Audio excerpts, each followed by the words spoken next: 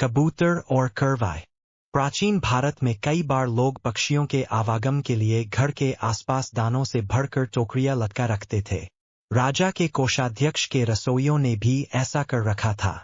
उन्हीं टोकरियों में से एक में एक कबूतर ने डेरा जमा रखा था जो रात भर तो उसमें रहता फिर शाम ढलते ही वापस अपनी टोकरी में लौट आता। एक दिन एक करवा भी वहां के रसोईघर से आती हुई पकते मांसादी की सुगंध से आकर्षित हो कबूतर की टोकरी में आ बैठा और प्रेमपूर्वक वार्तालाप करने लगा।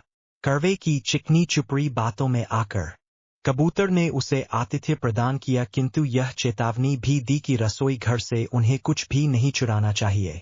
रसोइयों ने जब दोनों पक्षियों को साथ साथ देखा तो उन्होंने तत्काल करवे के लिए भी एक टोकरी कबूतर की टोकरी के पास लटका दी, यह सोचते हुए कि ऐसा करने से दोनों मित्रों को बातचीत करते रहने के और भी अच्छे अवसर मिलेंगे।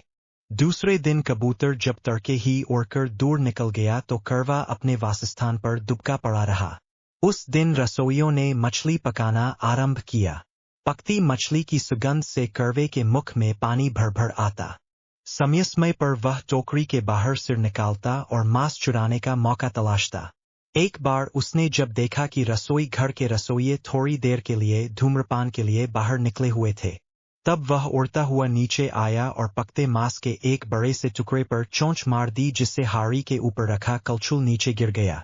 गिरे कलछुल की आवाज सुन एक रसोइया दौड़ता हुआ नीचे आया और करवे की चोरी पकड़ ली। उसने तत्काल रसोई घर का द्वार बंद कर करवे को धर दबोचा और बड़ी बेरहमी से उसके पंखों को नोच उसे मिर्च मसालों में लपेटकर बाहर फेंक दिया। थोड़ी ही देर में करवे के प्राण निकल गए। शाम को कबूतर जब अपने निवास स्थान को लौटा तो उसने करवे के पंख और मृतदेह को बाहर फेंका हुआ पाया। उसने तत्काल समझ लिया कि करवा अपने लोभ का शिकार हो चुका था। कबूतर एक समझदार और दूरदर्शी पक्षी था।